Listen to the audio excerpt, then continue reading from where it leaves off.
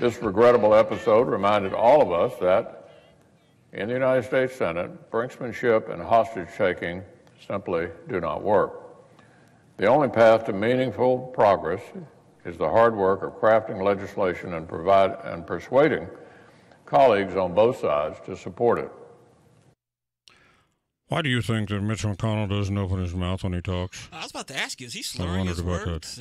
He's always talked like that. He doesn't move the upper part of his jaw. It's maddening to listen. It's maddening to listen to. What's that? He doesn't want anybody to read his lips. He's been like that his whole career, right?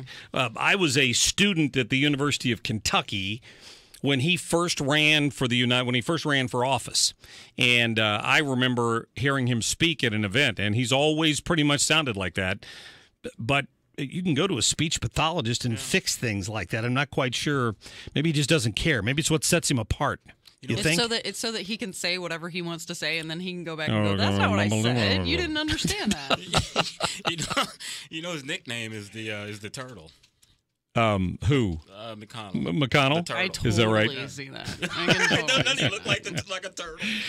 Well, it's served him well. We are in a business that in which diction is very important, and being able to speak clearly is very important. And he's risen to the most powerful position in the United States Senate, despite that speech impediment. You know what I hear about Mitch McConnell? He is a very good tactician, and he knows the archaic rules of the Senate and knows how to work that angle of. Those are the people that are very successful as Senate majority leaders. As there was a book that was written about one of my favorite presidents, Lyndon Baines Johnson, that was called Master of the Senate. And it talked about how he rose so fast through and got things finished or things passed because he knew all the little rules to bend. Interesting. Knew how to become president, too, apparently, according to some of the conspiracy theories. Yeah, I believe that. Yeah, I forgot about the Texas connection there. I would have brought that up. I believe. Read one of Robert Carroll's book, the last one that he's written. 4 of these books, he's written biographies on LBJ. There's been 5 of them. 2 of them won Pulitzer Prizes. They're very well-researched books, and he kind of alludes to the theory that LBJ was behind the assassination. I told you that when I was a kid, I had an uncle who I would see whenever I went to visit my relatives down in Kentucky, and he had a license plate on the front of his car that had a mule with its tail raised, a little puff of air coming out, and it said, "LBJ has spoken." That sticks in my mind from when I was a kid, for some reason. But I'm sorry to hear he's your favorite president. But I'm just saying. He was a leader. That's what I admire about LBJ. He was effective. He was very effective. That's for sure. And I never really realized how effective. I mean, you may not agree with all the stuff that he got passed, but when I went to his library and I saw all the Medicaid, Medicare, the civil rights bills, channel or KT, or like I'm using our local channels, PBS, seatbelts. I mean, there was just a whole bunch of legislation that is in our everyday lives right now that we just don't need, that LBJ is responsible for. But he was responsible for, and I admire him for getting it passed. Can we dig him up and burn his bones for adding all that debt to the United States government? Well, I think what added all the debt mainly was trying to fight a war and have a war on poverty. I think it was the war on poverty and the Medicaid and all that stuff that's been added on over the years. That's where the Great Society is where it started, and LBJ put a cherry on top of it. That's where the old saying "you can't have guns and butter" comes from. Is from that economic saying. From them. So as far as they're concerned, we lay down our arms, and then we'd be owned by the Chinese or the Russians, one of the two, right? Hey, Mike, thanks for holding on. You're on the radio with Marc and Chris. Can you hear me? Yeah, go ahead. Hey, I was wanting to make a slight proposition I think that Mr. Trump should make. I just want to know, with this talk of this repatriation of money that Apple's bringing over, I think they're estimating that it's going to bring over anywhere from $38 to $40 billion in taxes. That's the number I heard.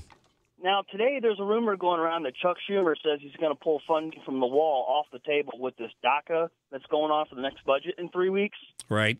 I'm wanting to know, why doesn't President Trump come out and say that due to his fabulous tax bill that's come out, Apple's brought all this money back to the American taxpayers, and that he plans on funding the wall with the repatriated money.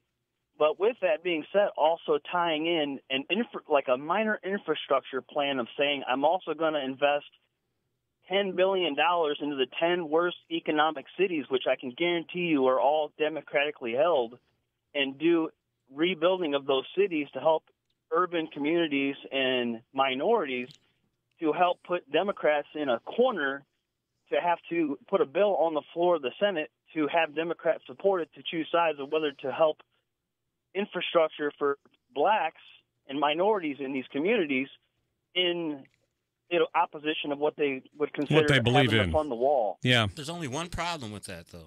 There's separation of government between the three branches, and Congress legislates money, appropriates money. Yeah. The president can't do that. I see what Mike's asking there, and I think Trump could make that argument.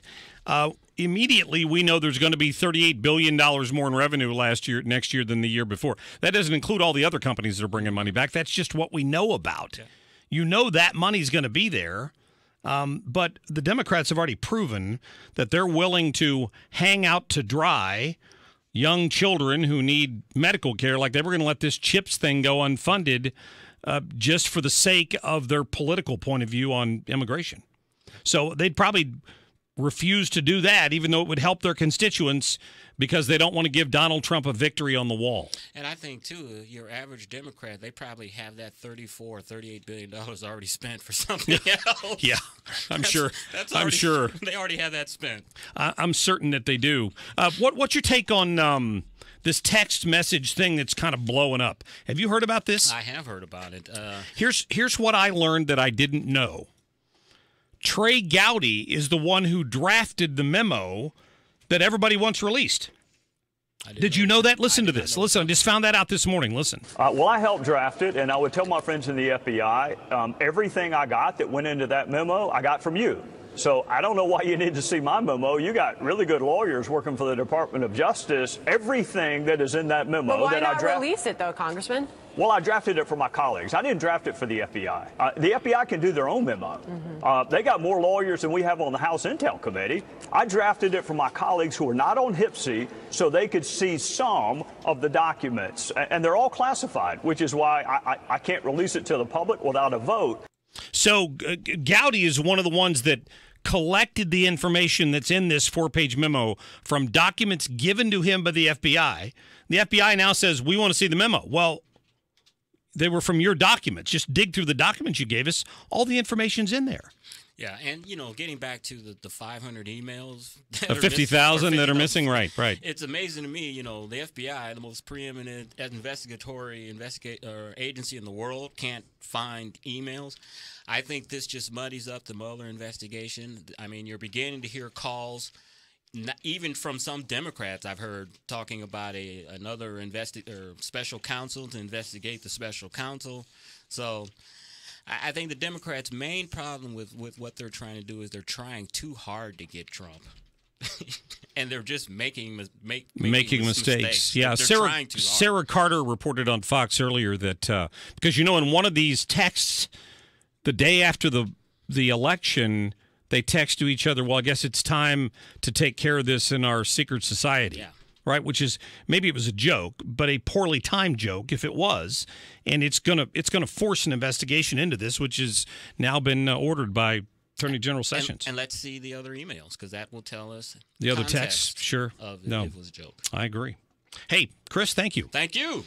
Great to see you. Appreciate it. Thanks. Listen to Chris and Tony and Katie on the Weekend Report on Saturdays and at also, 4. we had a great guest, and you can go to the Weekend Report page and watch our guest, Mark Cox. Excellent. All right. Much more to come.